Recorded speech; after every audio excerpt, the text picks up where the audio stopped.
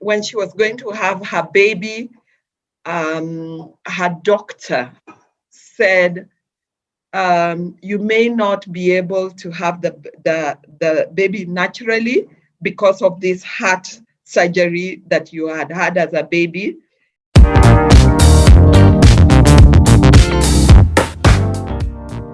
She came out.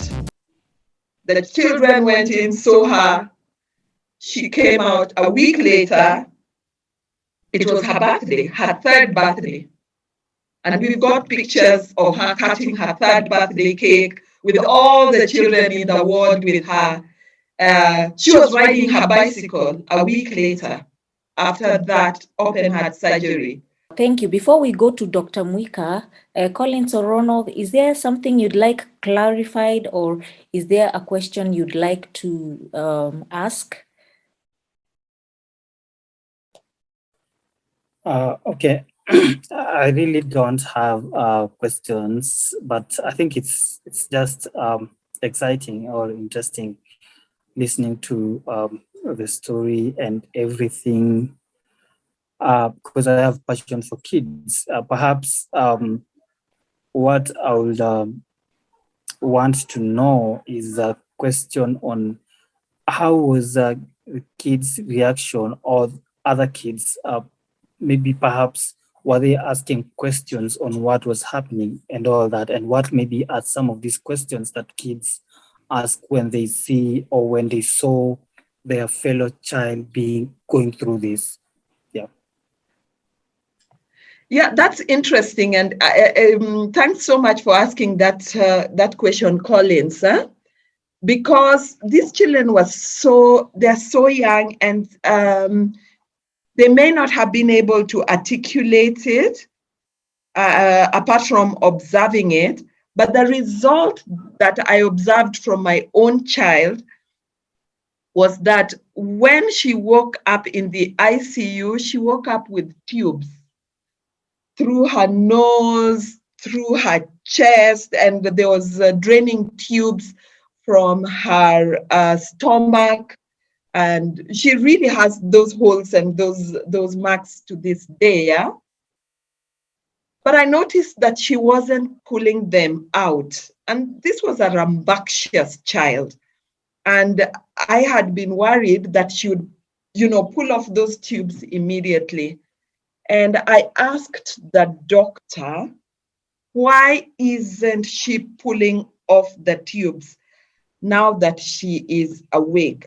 She was in that situation for several days. And the doctor said she'll not pull off the tubes because she's been watching other children lying in here with those tubes. So she knows that it's part of how this is going to be. So she didn't pull off those tubes. This is a small child not pulling off the tubes. Yeah. Okay. Yeah, I'm glad you asked that question.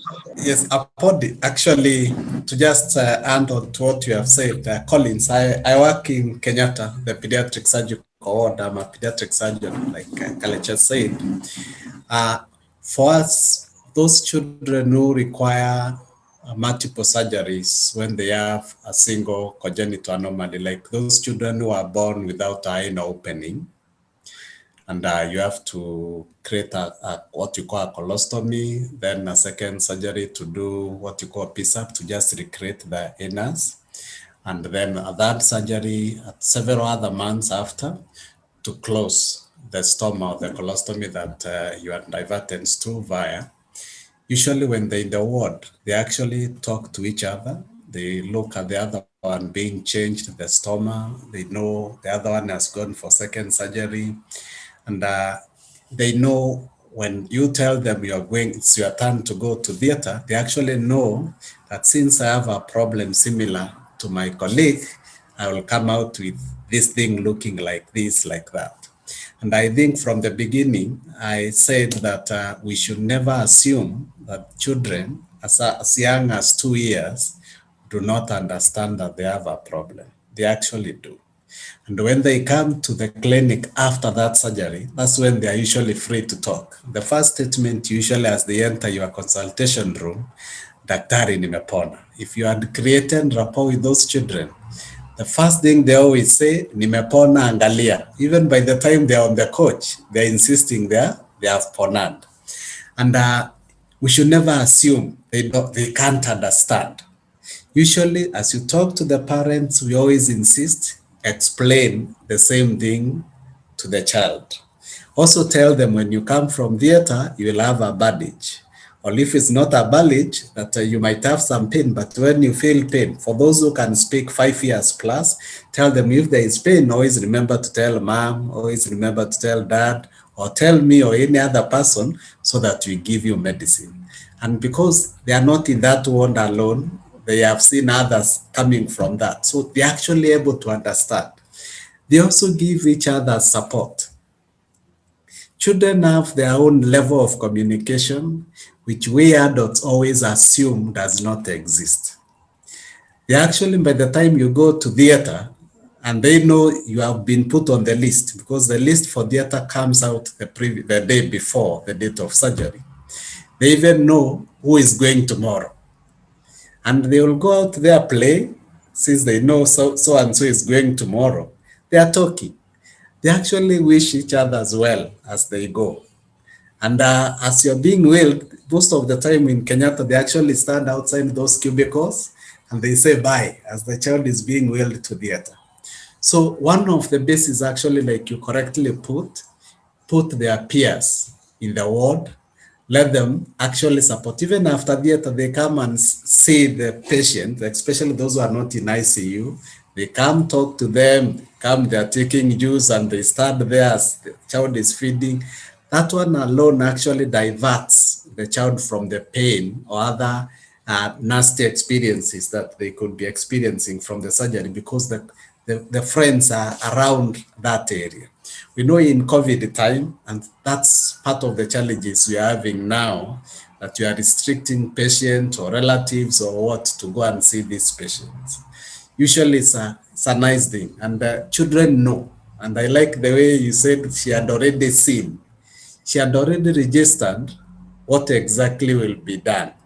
And by that time, she was in it. You remember in the beginning, we said the parent and the child must behave like if they are the doctors themselves. So I think for her, she was already put into it.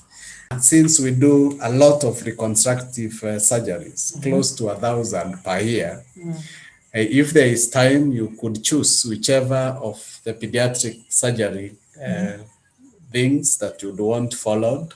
And perhaps I could choose a patient or a parent who hasn't been operated, and you can start with them from the beginning throughout the surgery, and post-op that one you can do the follow-up.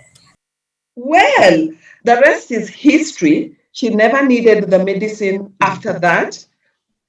She saw Dr.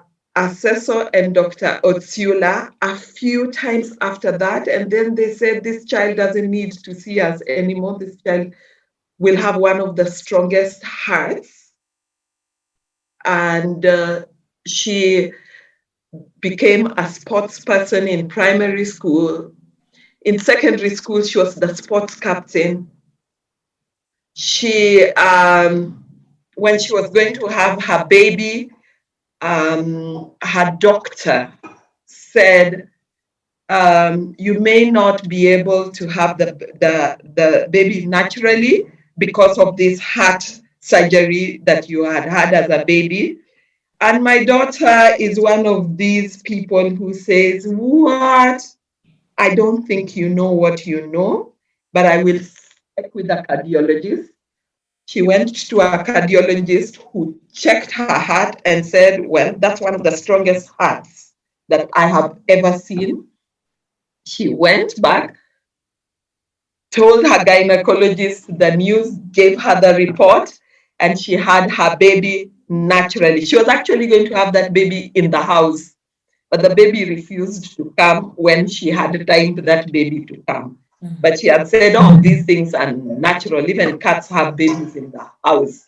So I'm going to have this baby in the house.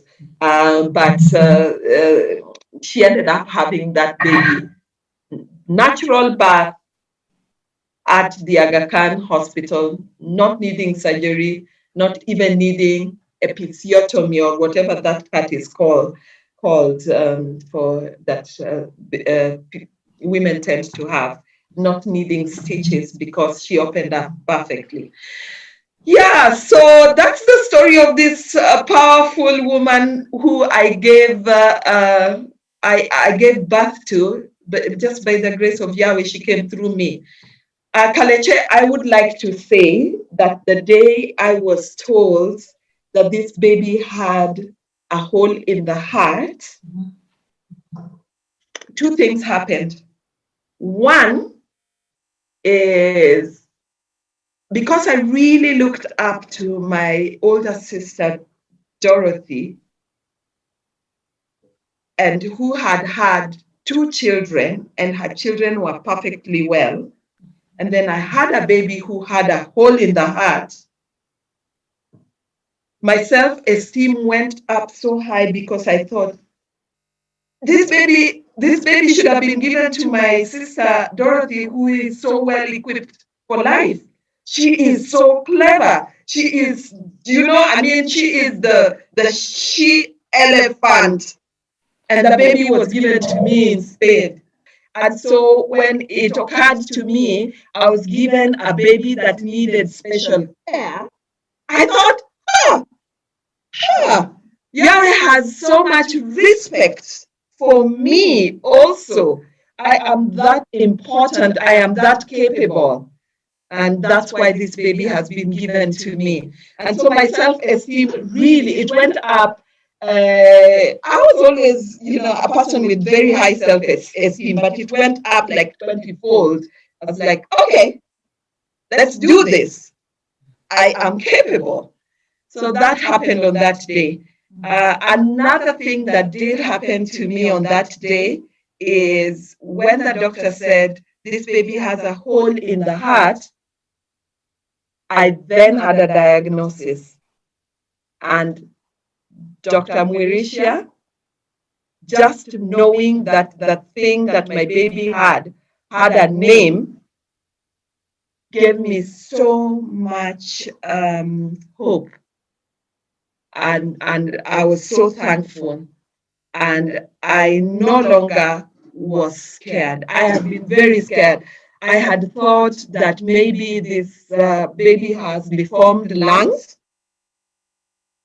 And to use a language that you had used earlier, I had thought this baby had something that was not compatible with life and that I would lose my baby.